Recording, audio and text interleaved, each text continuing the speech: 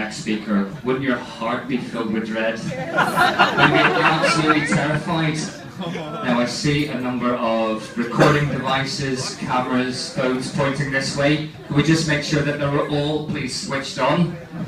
Please, ladies and gentlemen, heckle at will, but put your hands together for the best man. Let's hear for Peter.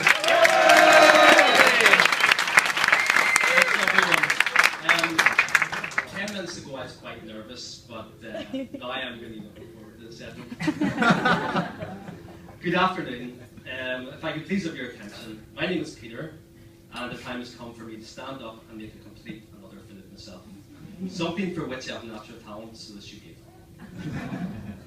Ladies and gentlemen, and Edmund, I think you'll agree, it's been a wonderful day so far.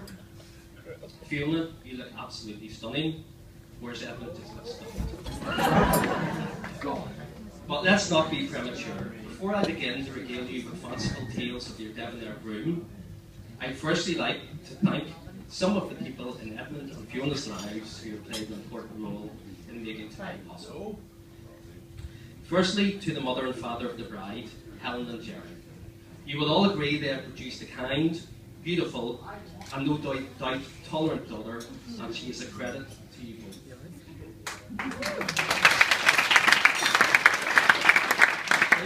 Secondly, to Edmund's mother, Mary, and late father, Paddy, who both helped make him the fine man he is today.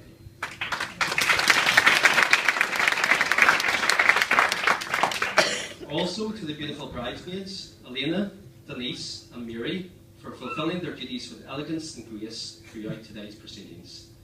And can I just give a little toast to the bridesmaids?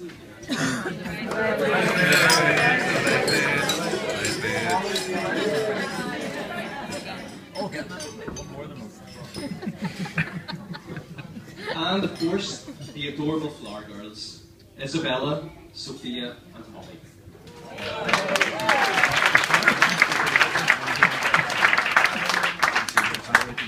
I'd also like to mention all those who can't be with us today, including Fiona's late godfather Hilary and her cousin Ronan, who sends his best wishes from Florida.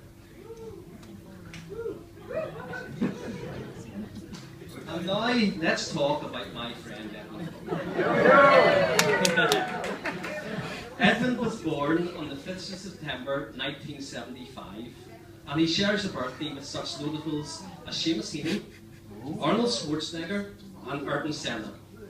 None of these, however, have had any noticeable effects on either his literacy, physical stature, or ability to drive a car.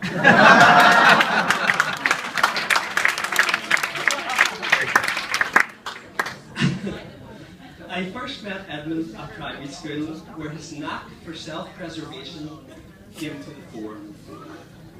Under instruction from our teacher, we were supposed to be reading our books. However, one member of the class preferred to talk. Unfortunately for me, that member of the class was well hidden, and the teacher was failing to locate the chatty culprit. These were the days of corporal punishment, and becoming more irate, the teacher delivered an ultimatum. The next person to talk is going to the headmaster to get the strap. Silence ensued for all of 30 seconds until Edmund seized his next opportunity to speak. "Edmund Bone, was that you?" demanded the teacher. Edmund's finger rose swiftly, and denying the accusation, he pointed in my direction and stated, "No, miss, it was Peter Hanratty."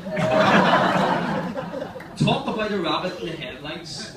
Well, needless to say, my protestations fell on deaf ears, and I was packed off to the headmaster in an appalling miscarriage of justice. Despite his betrayal, I continued to enjoy Edmund's company and attended many of his birthday parties at his house in Fort Grange. Now, I'm not saying Edmund was a spoiled child, but it took me quite a while to pick out that Transformer toy, unwrap it for him, to have him mutter the words, "Got it," and watch as he tossed it over his shoulder was indeed a hard pill to swallow. But as always with Edmund, I forgave.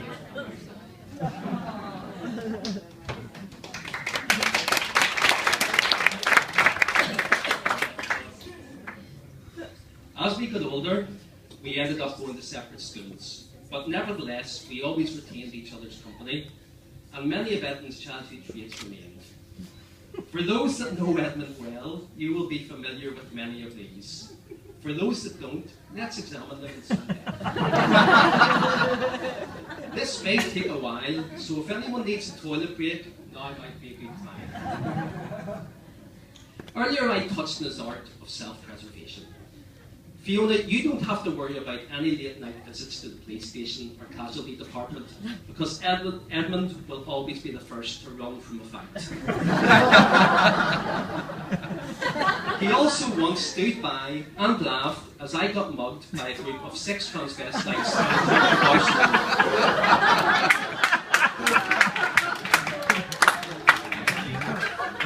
Furthermore, he will do anything to reserve a good night out and has on many occasions uttered the words, "Just ditch him," about any member of our group who may have overindulged and who he judges is holding him back.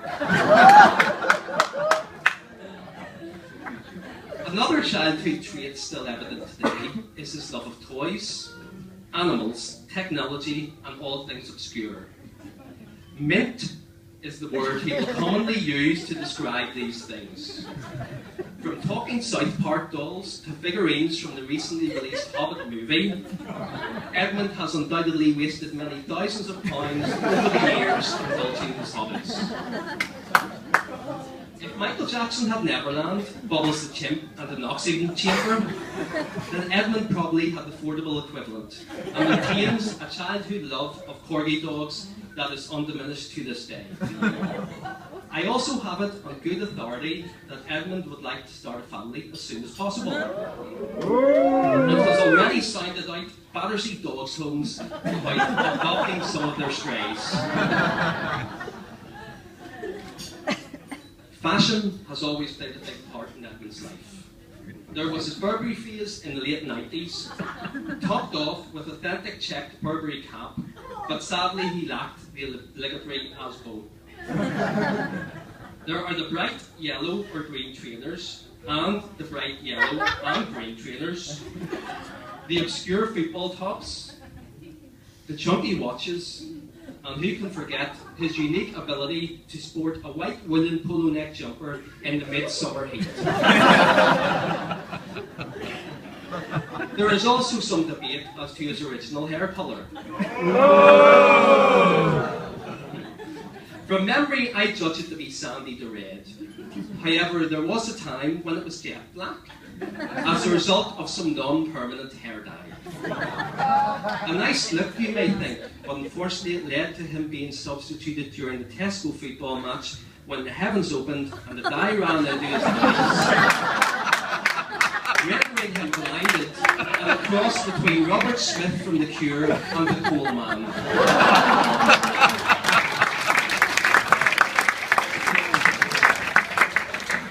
I could go on, and I will. There is a sphere of fairground rides, including the kids' teacups and carousel. We once told him the log flume was a lazy river, and the look of terror on his face as he crashed into water from a great height was truly awe-inspiring. His flatmates can testify to his messy room and the bizarre black handprints on his bedroom wall close to the ceiling and well above a reachable height. Nobody yet knows how they got there, and we are afraid to ask. Then there is his choice of living in student accommodation at Coleraine University in order to attend a course 70 miles away in Jordanstown. Also his student diet. And if ever there was a candidate for mad cow disease, then Edmund is your man. I recall a friend once telling him that he worked for Sounders, and Edmund replying, "Oh yes, that's a sandwich place, isn't it?" And like a true lady, he hates to reveal his age and tells anyone who asks that he is in his early 30s. Last but not least is his ability to literally have women fall at his feet, and then crawl out of a nightclub through a heaving crowd in order to escape him.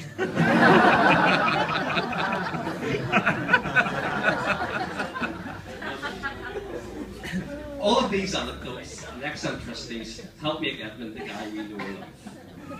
Despite the stories I have told, he is a dependable friend and a constant in many of our lives. He entertains me more than anyone I've ever met, and there is no doubt that Fiona has been a positive influence in his life. They met on a blind date, and from that first moment, Edmund was smitten.